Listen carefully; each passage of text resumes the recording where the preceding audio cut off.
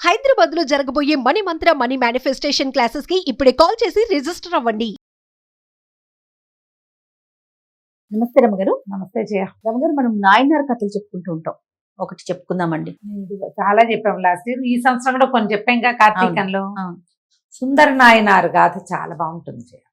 పూర్వం అట 9వ శతాబ్దంలో ఈ సుందర నాయనారు జన్మించాడు. పుట్టినప్పుడట మహాద్భుత సౌందర్యవంతమైన బాలకుడు. ఆయన పుట్టినప్పుడు భలే అందంగా ఉన్నాడు. అందరు ఎంత అందంగా ఉన్నాడని సుందరర్ అని పిలిచేవారు. అందగాడు. అంతేగా అమ్మాయి అందంగా ఉంటే సుందరి, ఆ అబ్బాయి అందంగా ఉంటే సుందరుడు.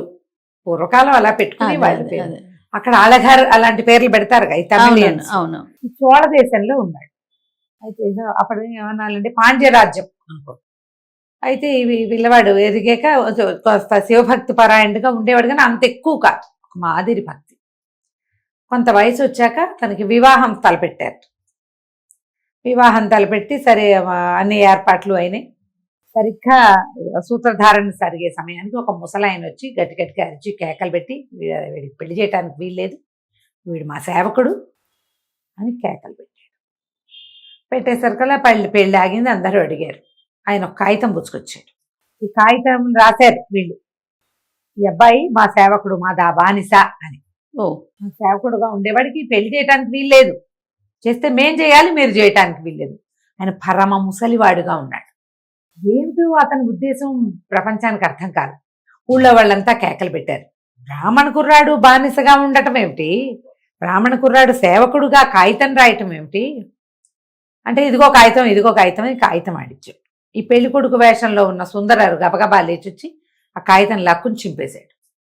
చింపేసరికల్లా పెద్దవాళ్ళు, అయ్యో అట్లా తొందరపడకూడదు, ఆ కాగితం ఏమిటో చూసేవాళ్ళం అంటే, మేమెప్పుడు కాగితం రాసాం, మేమేమి రాయలేదంటాడు కుర్రాడు.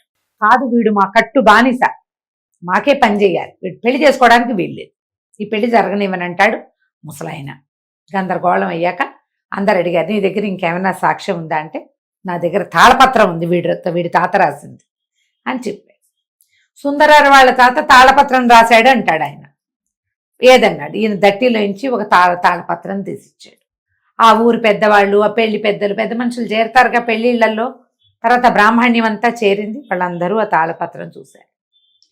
సుందరారు వాళ్ళ తాతగారు వీరికి ఈ కాగితం, ఈ తాటాకు పత్రం ధరించి ఉన్న వాడికి పట్టుబానిసలుగా జీవిస్తామని రాసి సంతకం పెట్టింది ఉందంత.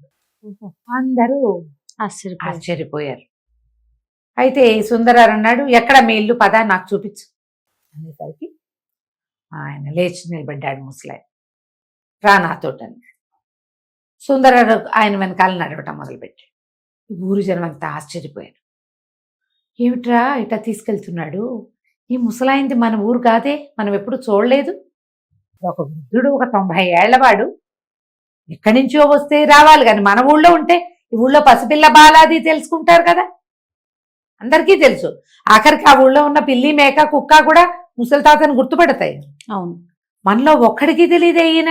బ్రాహ్మణ సమాజానికి తెలియని వాడెవడు ఉంటాడు? మిగిలిన జాతుల్లో ఉన్నా కూడా వాళ్ళందరూ కూడా ఏదో ఒక సందర్భంలో బ్రాహ్మణ సమాజానికి ఎరుక కలిగి ఉండాలి వాళ్ళు, తప్పకుండా.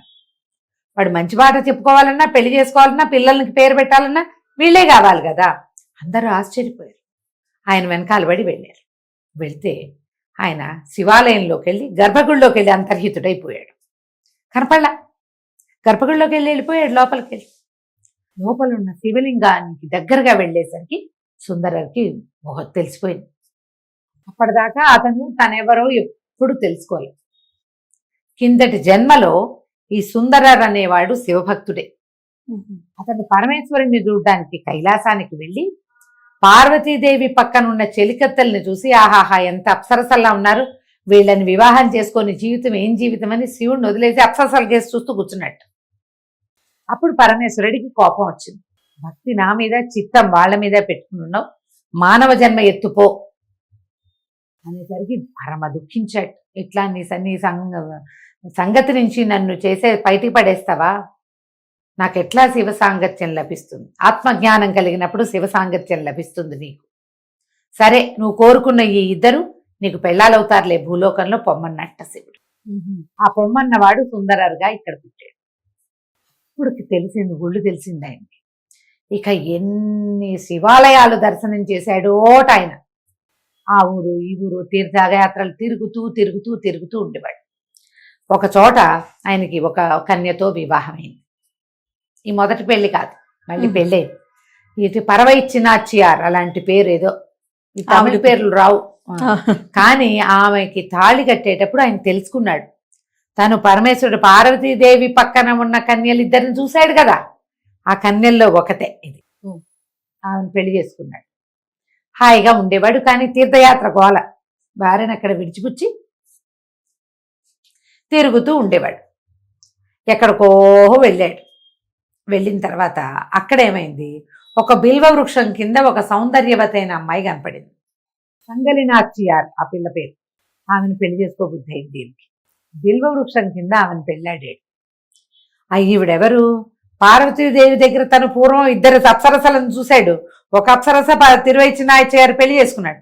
ఈ సంగలినాచియార్ రెండో భార్య. ఓహో. ఆమెనే తన్ని పెళ్లి చేసుకుంటానని తెలిసింది. అయితే ఆమె ఏం పెట్టింది నియమం, నువ్వు ఈ ఊరు దాటి వెళ్ళకూడదు, నన్ను వదిలిపెట్టి వెళ్ళనంటేనే నేను నిన్ను పెళ్లి చేసుకుంటానని. అయితే ఏమైంది, ఒప్పుకున్నాడు. ఒప్పుకుని పెళ్లి చేసుకున్నాడు. కొన్నాళ్ళు ఉన్నాడు. కొన్నాళ్ళు ఉండి ఉండలేకపోయేవాడు. ఎక్కడో కొత్త కొత్త శివాలయాలు పిలిచేసేవి. అయితే రోజు దుఃఖపడేవాడు. ఈ బిల్వ వృక్షానికి కావలించుకుని, స్వామి నాకు ఎక్కడికో వచ్చింది, అదేదో నీ కథ విన్నాను, అక్కడికి వచ్చేయాలనుంది, అది నాకు ఇక్కడే దర్శనం చేయించు. ఈ చెట్టులో వెలిసి ఉండవా అంటే బిల్వ వృక్షంలో పరమేశ్వరుడు వెలిసి ఉన్నట్టు. ఆయన్ని విశేషంగా సేవించుకునేవాడు. కానీ ఆ తీర్థయాత్ర చేయాలి, నడిచి వెళ్ళిపోవాలన్న కోరికని జయించలేకపోయాడు. కొన్నాళ్ళకి ఈ కట్టుబాటు తప్పి, ఏంటి ఊరు వదిలిపెట్టి వెళ్ళనన్నాడుగా, బయటికి నడిచేశాడు. నడిచి వెళ్తుంటే కంటి చూపు ఒక్కొక్క కన్ను మెల్లిగా తగ్గిపోయి తగ్గిపోయి తగ్గిపోయి తగ్గిపోయి చివరికి కళ్ళు పోయినాడు. ముందు ఒక కన్ను పోయింది, ఒక్క కన్నుతోటి నడిచి వెళ్ళాట. కన్ను పోగొట్టినా మానలా తీర్థయాత్ర. ఆ తీర్థయాత్రే అతని భక్తి. అదేలే. ఇక ఆ తీర్థానికి పూర్తిగా అక్కడికి వెళ్ళిపోయిన తర్వాత కళ్ళు మళ్ళీ కనపడడం మొదలుపెట్టి, ఈ తిరిగి వెళ్ళిన క్షేత్రం ఇక్కడ దగ్గర ఎవరున్నారు, ఆ తిరువేంద్రనాథ్యార్ ఆయన పెళ్ళ మొదటి భార్య ఉంది కదా, ఆ భార్య దగ్గరికి వెళ్ళాడు.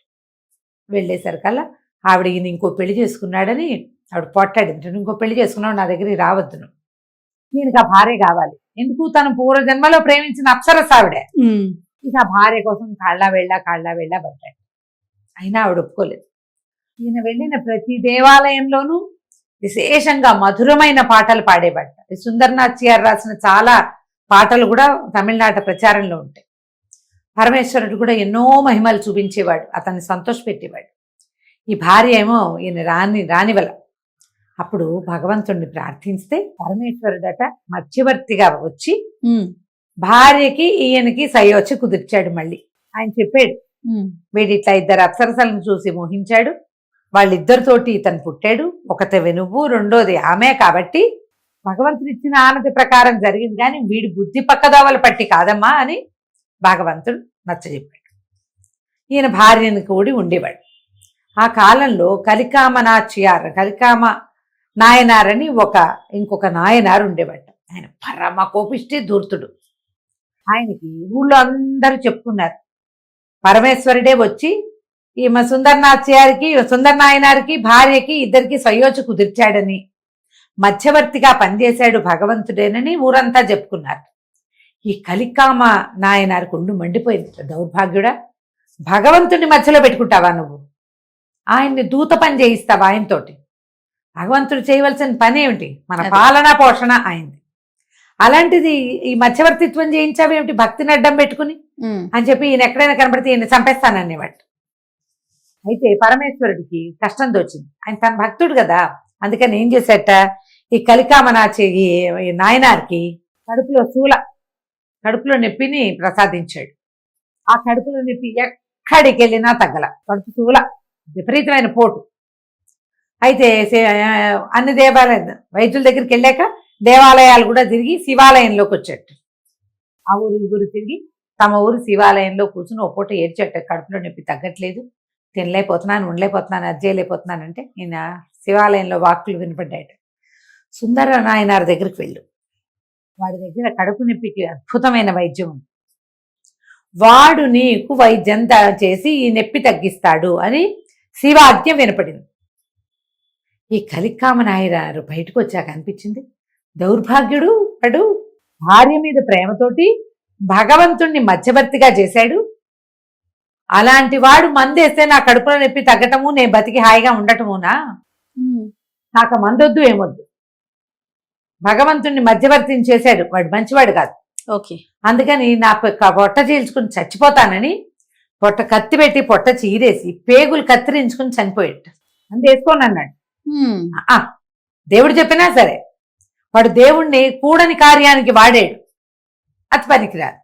ఎప్పుడైతే ఇది చనిపోయాడో ఈ కేకలు అరుపులతోటి జనం అంతా జరి అయ్యో అయ్యో సుందర నాయనారిని కేకేసుకుంటుంటే ఆయన పరమ దుఃఖం వచ్చేసింది. భగవంతుడు నా పేరు చెప్పకపోతే వీడు కడుపులో నొప్పితోటైనా బతికుండేవాడు, ఎట్లాగొట్లా భగవత్ సేవ చేసుకునేవాడు కదా, శివపూజ చేసుకునేవాడు. నా పేరు రావటం వల్ల కదా వీడికి మరణం వచ్చింది, నా వల్ల కదా వీడు మరణించాడు, నేను కూడా మరణిస్తానని కుట్టుకు కోసుకోబోయాడట. ఓహో. అయితే సర్వం పరమేశ్వరార్పణ వస్తు అనుకుని మెడ కోసేసుకుంటే పెద్దగా గంటలు మోగిపోయినాయట ఆ గుడిలో. శివలింగం నుంచి పెద్ద తేజస్సు వచ్చింది. పరమేశ్వరుడు దిగి వచ్చాడు.